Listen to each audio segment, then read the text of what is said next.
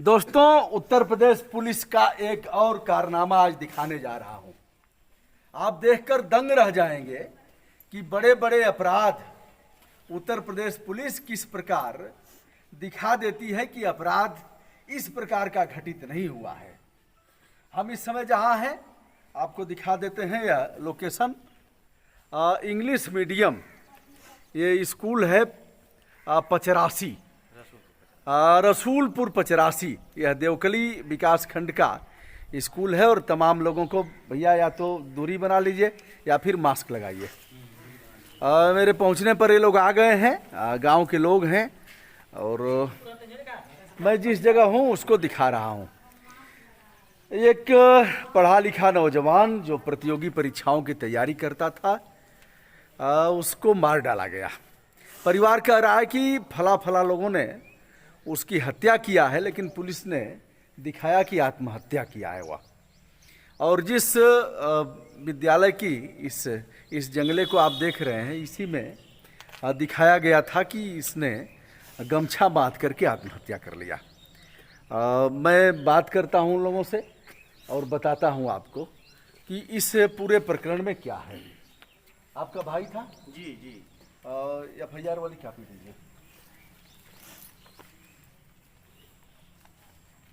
यह है प्रथम सूचना रिपोर्ट। घटना किस दिन हुई थी?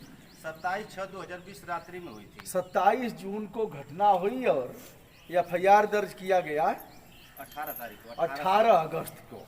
यह है, देखिए पहला काम तो यह है कि 27 जून को घटना होती है और 18 अगस्त को अपराध दर्ज होता है।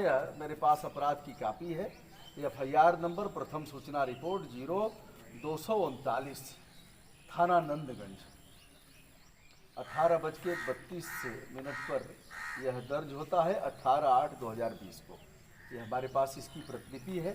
और दर्ज अपराध है भारतीय दंड संहिता की धारा के 1860 में यह दर्ज है। धारा 34, 120B, 302 यानी हत्या, 301 और 506 यह दर्ज होता है अपराध तब जब यह दौड़ते पुलिस कप्तान से लेकर थाना, CO से लेकर के एडिशनल और चारों तरफ दौड़ गए, तब जाकर के इनका अपराध दर्ज होता है। आंखों के आंसू सूख गए हैं। उस माँ पर क्या गुजरती होगी जिसके पढ़े लिखे तैयारी कर रहे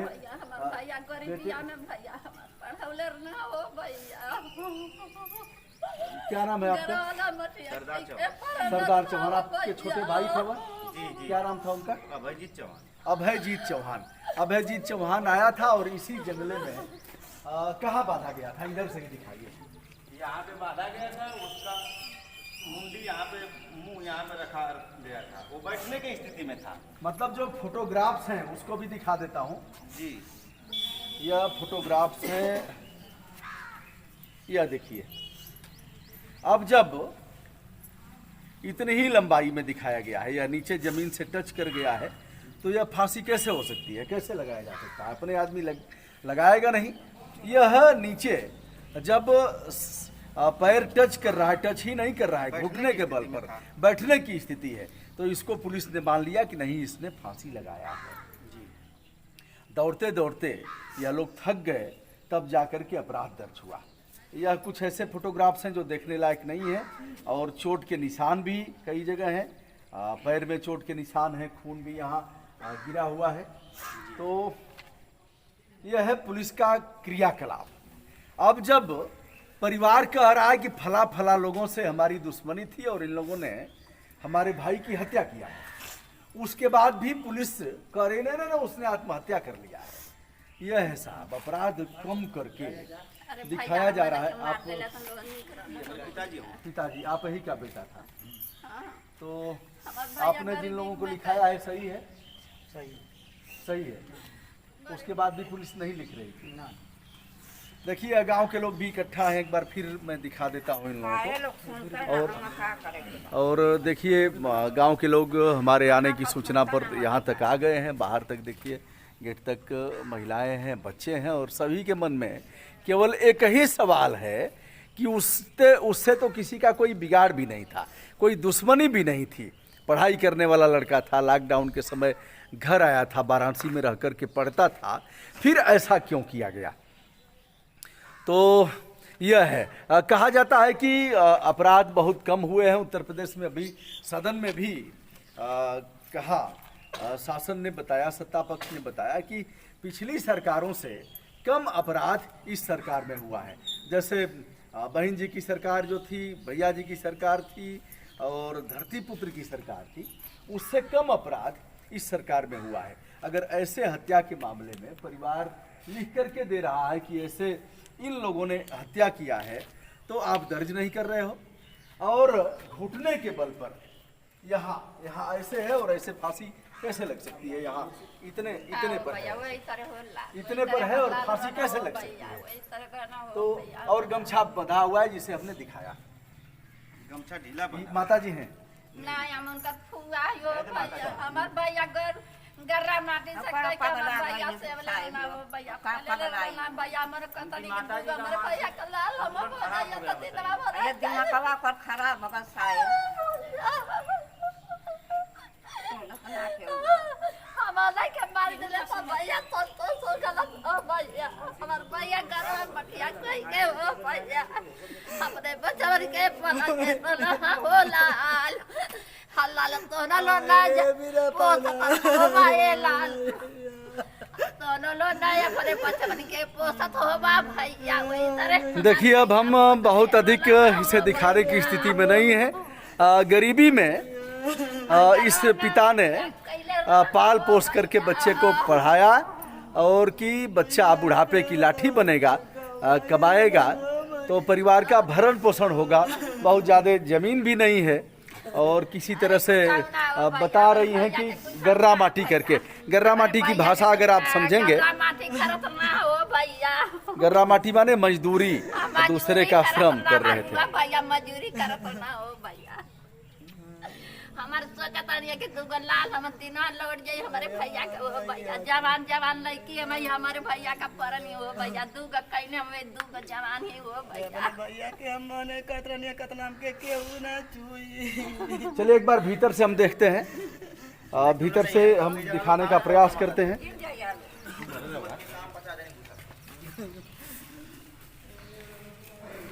बताइए आप, देखिए यही हम भीतर उस कक्ष में आ गए हैं, आपको दिखा देते हैं। यह प्राथमिक विद्यालय का एक रूम है जिसमें दरवाजा खुला हुआ था, और इसकी देखिए इनको, हाँ इसी जगह से गमछा बांधा गया था।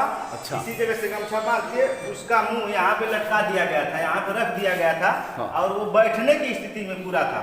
उसके हाँ। पैरों में कहीं जगह चोटें लगी थी, पैरों में कई जगह चोटें लगी थी, और ब्लड भी गिरा हुआ था, जो कि पैर पे भी ब्लड लगा हुआ है, और उसके हाथ में भी ब्लड लगा हुआ है।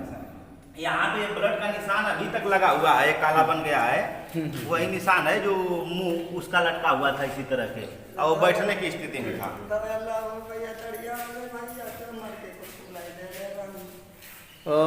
पीटा गया था, कई जगह निशान थे चोट के, लेकिन दिखाया गया कि आत्महत्या किया है।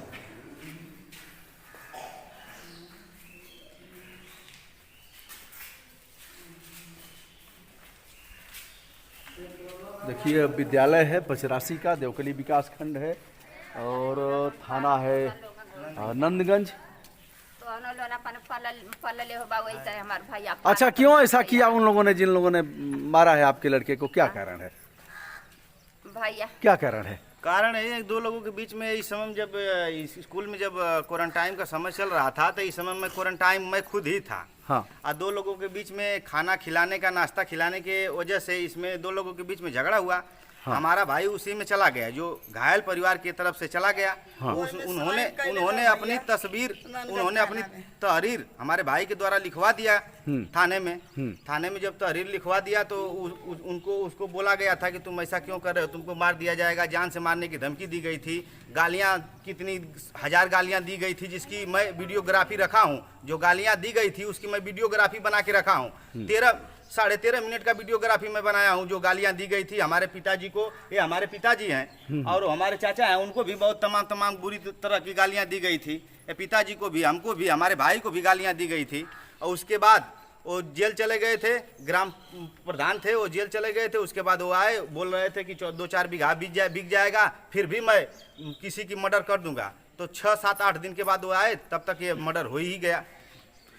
देखिए, घटना के 51 दिन बाद अपराध दर्ज होता है। 51 दिन बाद अपराध दर्ज होता है और वो अभी पीड़ित पक्ष जब जाता है और जा करके एसपी के यहाँ से लेकर के और तमाम जगह गुहार लगाता है, लिखा पढ़ी करता है, तब अपराध दर्ज होता है। पूरे मामले को मैं शासन स्तर पर संदर्भित करता हूँ और मांग करता हूँ कि जो एक पढ़े लिखे नौजवान की हत्या की गई है, इसकी अत्यल्प समय में विवेचना करके और जो दोषी हैं उन्हें जेल की सलाखों में डाला जाए और ऐसा किया जाए कि फिर इस तरह की घटना करने का कोई साहस न जुटा पाए। वे कौन लोग हैं जिनका पक्ष पुलिस ले रही है और 51 दिन बाद अपराध दर्ज करती है? क्या ऐसे लोग स्टेशन अफसर रहने लायक हैं? यही वह कारण है जिससे लगातार शासन, वर्तमान शासन से लेकर पूर्ववर्ती शासन तक लोग दावा करते हैं कि यूपी में दम है क्योंकि जुर्म यहाँ कम है। ऐसे ही जुर्म कम है। मुलायम सिंह चीफ मिनिस्टर थे तो अमिताभ बच्चन कहते थे यूपी में दम है, हमने आरटीआई लगाया तो भाग खड़े हुए और सुप्रीम कोर्ट तक खदेड़ा उनको। दोस्तों, मैं हूं ब्रजभूषण दुबे, यूट्यूब चैनल ब्रजभूषण मार्कंडेय से। आज जो गरीब पढ़े लिखे नौजवान की हत्या हुई है, इस मामले पर मैं यहाँ आया हूं इन लोगों के बीच और पूरा मामला मैं संदर्भित करते हुए मांग करता हूं कि कड़ी कार्रवाई हो और ऐसे लोगों को जेल भेजा जाए। अरे हमारे लाल लोग अरे नहीं भूला तो मारा हो भैया।